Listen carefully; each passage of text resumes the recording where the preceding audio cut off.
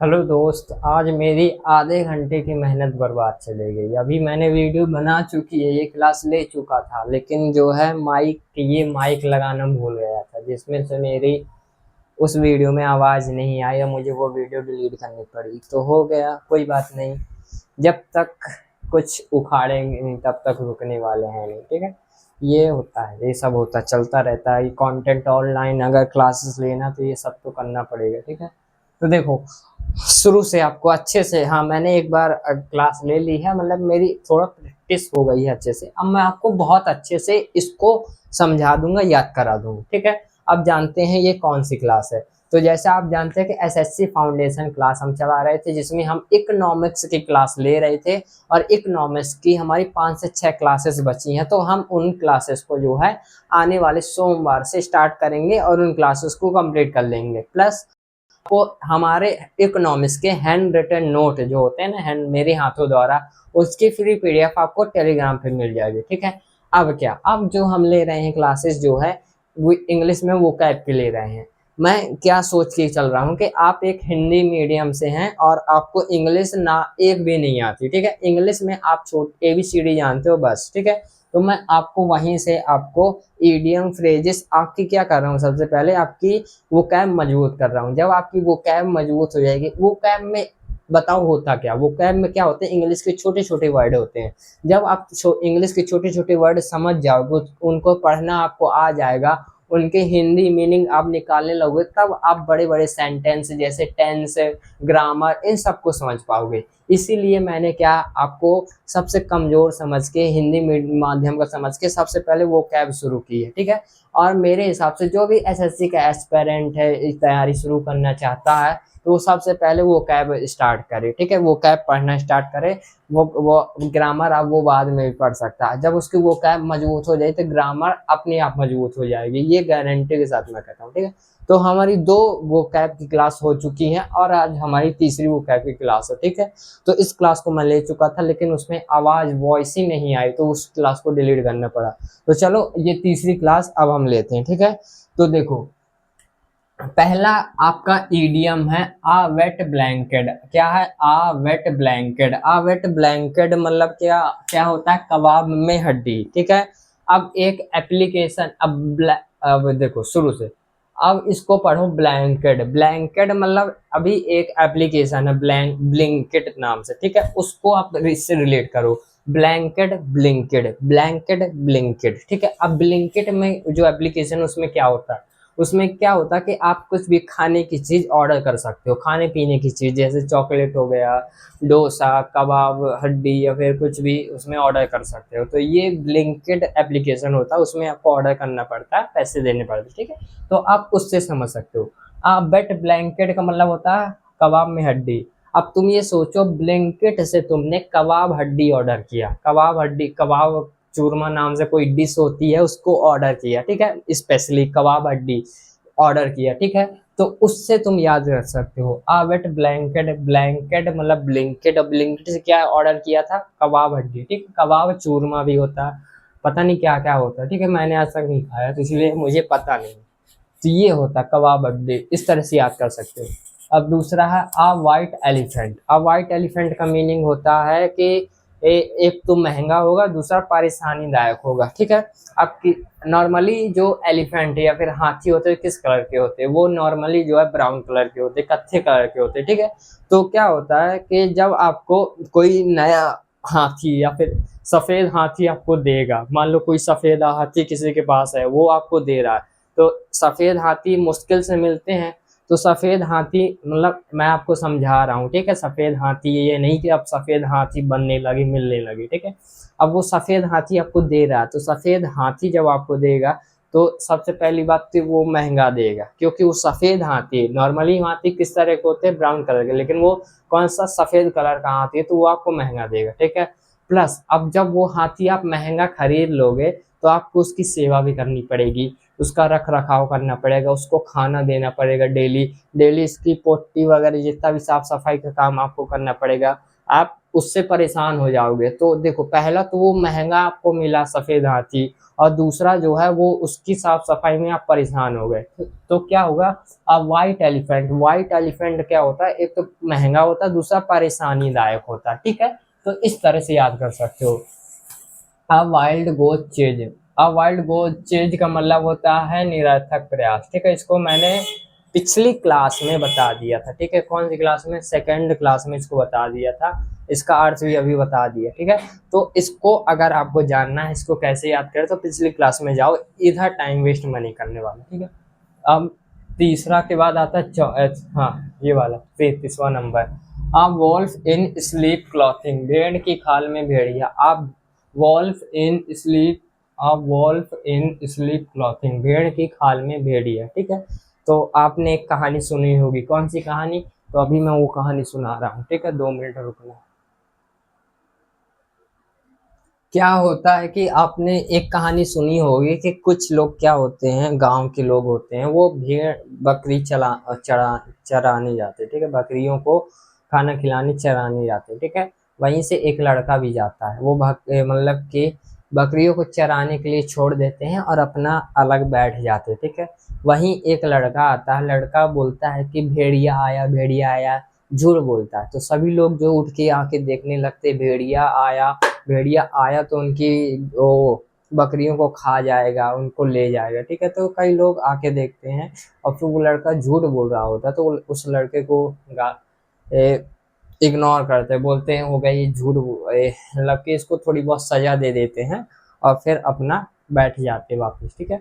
फिर 2-4 दिन ऐसे ही लड़का झूठ बोलता है कि भेड़िया आया, भेड़िया आया, और अब जो है वो चारों लोग जो बकरी चराने वाले थे वो समझ जाते हैं कि ये झूठ बोल रहा है, ठीक है। अब 5वें दिन क्या हुआ कि सचमुच में भेड़िया आ गया, और सचमुच में जब भेड़िया आया तो सारी बकरियों को ले गया। उसने बोला भी भेड़िया आया, भेड़िया आया, लेकिन ये इन लोगों ने नहीं सुना, क्यों, क्योंकि इन लोगों ने सोचा कि फिर से मजाक कर रहा है, फिर से झूठ बोल रहा है, ठीक है। तो क्या होता है कि झूठ नहीं बोलना चाहिए, इस कहानी से ये सीख मिलती है। और झूठ अगर बोलते हो तो विश्वास आपका, उस व्यक्ति का जो विश्वास होता है आप पर, वो कमजोर हो जाता है, टूट जाता है।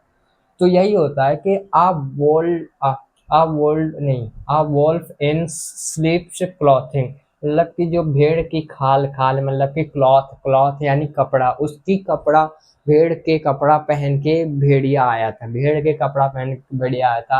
अ वॉल्फ इन स्लीप क्लॉथिंग, ठीक है, इस तरह याद कर सकते हैं। Above board under the table, above board under the table का मतलब होता है ईमानदार व्यक्ति, ठीक, ठीक है। अब क्या होते हैं, कई मतलब कि नेता वगैरह होता है, घूसखोरी करते हैं, घूसखोरी जब वो करते हैं तो कैमरा लगे होते हैं उनके ऑफिस में, तो कहाँ से वो पैसा लेते हैं, टेबल के नीचे से पैसा लेते हैं, ठीक है। अरे टेबल के नीचे से ही लेते हैं, क्योंकि दिखाई न दे, कैमरा में आ न जाए, कहीं वो घूस ले रहे हो तो कैमरा में आ जाएगा कि वो पैसा ले रहे हैं, ठीक है। तो टेबल के नीचे से लेते हैं। लेकिन जो टेबल के नीचे से पैसा लेते, जो लेते हैं वो क्या कहलाते, बेईमान, जो नहीं लेते वो होते हैं ईमानदार, ठीक है। तो अबव क्या होता है, above board under the table, above मतलब कि नहीं देता, जो टेबल के नीचे से पैसा नहीं देता, और जो टेबल के नीचे से पैसा नहीं लेता, तो क्या होता है, वो ईमानदार होता है, ठीक है। अब क्या होता है, above over once head, above over once head, तो इसका मतलब क्या होता है, समझ से परे, जो समझ में ना आए, ठीक है। ओवर हेड, इसको दो शब्द पकड़ो, ओवर और हेड, हेड, ओवर, हेड यानी सर, ओवर यानी ऊपर, सर के ऊपर से गया, सर के मतलब तुम्हें कुछ समझाऊंगा, तुम्हारे जो है ये सिर के ऊपर से चला गया, मतलब कि तुम्हारी समझ में नहीं आया, तो क्या बोलोगे, अबव ओवर वंस हेड, मतलब कि सिर के ऊपर से चला गया, हेड मतलब कि सर, ओवर यानी ऊपर से चला गया, ठीक है, पता ही नहीं चला, समझ में ही नहीं आया। एक्ल्स हील, एक्ल्स हील मतलब कि कमजोर, कमजोर, ठीक है। एक्ल्स हील मतलब क्या होता है, कमजोर। अब क्या होता है कि एक्ल्स हील में तुम क्या पकड़ो, हील को पकड़ो, क्या पकड़ो, इस हील को पकड़ो। हील क्या होती है, तो हील जो होती है वो होती है एक चप्पल जो इस तरह की होती है, ठीक है, लड़कियों की चप्पल होती है, तुम लोग जानते हो कि लड़कियों की चप्पल जो होती है इस तरह की होती है, ठीक है। लेकिन ऊपर से ये हील होती है, ये उठी होती है, ठीक है, और ये इस तरह नीचे से वो होती है, ठीक है। तो ये होती है, तो ये हील जो होती है ये क्या होती है, अक्सर टूट जाती है, ये क्या होती है, टूट जाती है, क्या होती है, टूट जाती है। और टूट जाती है मतलब कि ये क्या होती है, कमजोर होती है, ठीक है। हील, हील मतलब आप जानते हो लड़कियों की जो चप्पल होती है, हील जो इस तरह उठी होती है, इस तरह नीचे होती है, ठीक है। तो वो क्या होती है, हील जो पीछे का ये चीज होता है वो आसानी से टूट जाता है। और टूट क्यों जाता है, क्योंकि वो क्या होता है, कमजोर होता है। क्या होता है, कमजोर होता है, ठीक है। इस तरह से इसको याद रख सकते हो, ठीक है। किस तरह से कि एक्स हील, हील मतलब कि चप्पल, और हील क्या होती है, टूट जाती है, जल्दी ही टूट जाती है, ठीक है। तो इस तरह से। अब क्या होता है एसिड टेस्ट, एसिड टेस्ट मतलब अग्नि परीक्षा। अब एसिड मतलब आप जानते हो कि वो उसमें अगर तुम हाथ भी डालोगे तो हाथ जल जाएगा, ठीक है, जल जाएगा या खत्म ही हो जाएगा। तो एसिड टेस्ट मतलब अग्नि परीक्षा, इसको आप पढ़ कर भी समझ सकते हो, ठीक है। अब action speak louder than word, action speak louder than word का मतलब होता है करनी से अधिक कथनी बोलती, कथनी से अधिक करनी बोलती है। तुम्हारा कर कहना उतना वो इफेक्ट नहीं डालेगा, तुम्हारा करना इफेक्ट डालेगा। तुम कह रहे हो मैं आईएएस बन जाऊंगा, लेकिन अगर तुम उसके लिए मेहनत करोगे, देखो तुम अगर कह रहे हो आईएएस मतलब कि आईएएस या इनकम टैक्स इंस्पेक्टर बन जाऊंगा, तो कोई नहीं मारेगा। लेकिन अगर तुम मेहनत करोगे, लोग देखेंगे कि ये तो मेहनत कर रहा है उसके लिए, तो वो जरूर विश्वास उनके अंदर आ जाएगा कि अगर ये मेहनत कर रहा है तो बन जाएगा। अगर तुम बोल बस रहे हो तो वो बोलेंगे बोल तो रहा है, कहाँ बन पाएगा। तो करनी से अधिक तुम्हारी कथनी बोलती है। Action speak louder than words, तुम्हारा जो एक्शन जो होता है स्पीक यानी बोलने से अधिक होता है, लाउडर देन वर्ड्स मतलब कि वर्ड्स, ठीक है। अब आता है add insult to injury, add insult to injury का मतलब होता है जले पे नमक छिड़कना, ठीक है। इंसल्ट मतलब किसी की इंसल्ट करना, ठीक है, मतलब कि किसी को इंसल्ट करना, आप तो समझते हो इंसल्ट मतलब, ठीक है। और इंजरी, इंजरी मतलब जब कहीं भी लग जाता है, किसी के खून निकलने लगता है तो वो इंजरी कहलाती है, इंजरी, ठीक है। अब कोई व्यक्ति क्या है कि गाड़ी से आ रहा है, और गाड़ी से जब वो आ रहा है तो नीचे गिर गया, और जब वो नीचे गिर गया तो उसके लग भी गया, और तुम वहां जाके क्या बोल रहे हो, तुमको क्या करना चाहिए कि वो गाड़ी से गिरा है तो उसको दवाई दो या फिर उसको हॉस्पिटल पहुंचाओ, लेकिन तुम वहां खड़े होकर क्या बोल रहे हो, अब तेज गाड़ी चला लो, अब तेज चला ले गाड़ी, मतलब कि तुम उसके जले पे नमक छिड़क रहे हो। एक तो बेचारा वो गिर गया, ठीक है, ऊपर से उसके लग भी गया, और तुम वहां खड़े होकर ज्ञान पिल रहे हो कि अब चला ले गाड़ी, अब चला ले, तो तुम क्या कर रहे हो, एड इंसल्ट टू इंजरी, जले पे नमक छिड़क रहे हो, ठीक है। आवर्ट्स आई व्यू, आवर्ट्स आई व्यू का मतलब होता है ऊंचाई से विस्तृत दृश्य। आवर्ट्स आई व्यू मतलब कि जो वर्ड्स यानी चिड़िया होती हैं, या फिर वर्ड्स यानी कि जब आप पक्षी होते हैं, वो ऊपर से पूरा जो होता है घर का व्यू या आसपास का जितने का व्यू होता है देखती है, मतलब कि ऊपर से चिड़िया देखती है व्यू पूरा, ठीक है। चिड़िया आसमान में उड़ती है और आसमान से नीचे का व्यू देखती है, ठीक है। तो ऊंचाई से वो क्या कहती है, नीचे का व्यू देखती हैं। वर्ड्स आई व्यू, उनके आंखों का व्यू कैसा होगा, वो उनके आंखों का व्यू जो कैसा होगा, जब आप सोचो ना कि वर्ड्स जो है किस तरह से नीचे देखती होंगी, जब वो ऊपर जाती होंगी फिर वो नीचे देखती होंगी, मतलब कि उनके ऊपर से नीचे का दृश्य देखती होंगी, ठीक है। आ ब्लेसिंग इन डिसगाइज, इसको मैंने मिटा दिया क्योंकि इसको मैंने बता चुका हूँ। अब ब्लेसिंग इन डिसगाइज, इसको मैंने सेकंड क्लास में बता दिया था, अगर आपको याद हुआ, अब पता चलेगा आपको याद हुआ कि नहीं। आपको याद हुआ तो आप कमेंट में बता दो, ठीक है। आ ब्लू आइड बाय, आ ब्लू आइड बाय मतलब कि क्या होता है कि आंखों का तारा होना, ब्लू आइड बाय। अब ब्लू आई, ब्लू जिसकी ब्लू ब्लू आंखें हैं, मतलब कि नीली जिसकी आंखें हैं, तो कैसा होगा, वो आंखों का तारा होगा, सबकी आंखों का तारा होगा, जिसकी ब्लू आंखें होंगी वो सबकी आंखों का तारा होगा, ठीक है। A bone of contention, a bone of contention मतलब झगड़े की जड़ होता है। बोन ऑफ कंटेंशन क्या होता है, झगड़े की जड़। झगड़े की जड़ कैसे इसको याद रखोगे, तो एक ये क्या है, हड्डी, ठीक है, ये क्या है, हड्डी। और इधर दो कुत्ते हैं, ठीक है, इधर दो कुत्ते हैं। अब दो कुत्तों को अगर तुम एक हड्डी दोगे, एक हड्डी दोगे तो क्या होगे, वो दोनों आपस में लड़ जाएंगे, ठीक है। इधर देखो, ये एक हड्डी है, ये कुत्ता, ये कुत्ता, जब दो कुत्तों को जब एक हड्डी दोगे तो क्या होंगे, आपस में लड़ जाएंगे, और लड़ेंगे तो झगड़े की जड़ क्या है, हड्डी, ठीक है। तो ए बोन ऑफ कंटेंशन, बोन मतलब कि क्या होता है, बोन मतलब का हड्डी, ठीक है। और हड्डी से तुमको याद आ जाएगा कि हड्डी जब मैं दो कुत्तों को दूंगा तो दोनों कुत्ते आपस में लड़ जाएंगे। बोन ऑफ कंटेंशन मतलब कि झगड़े की जड़ होगा, ठीक है। अब अबलू इन a China shop, Abul in a China shop, Abul in a China shop को चाइना शॉप जो होते हैं, चाइना शॉप के व्यक्ति वो कैसे होते हैं, अनाड़ी। इस तरह से याद रख लेना।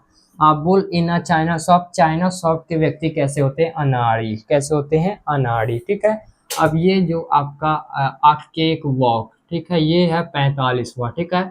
आ केक वॉक मतलब कि क्या होता है, अत्यंत सरल। अब तुमको मैं बोलूं कि तुम केक पर चलो, अब तुम केक पर चलना कितना सरल होगा, कितना वो स्पाइसी होता है, ठीक है।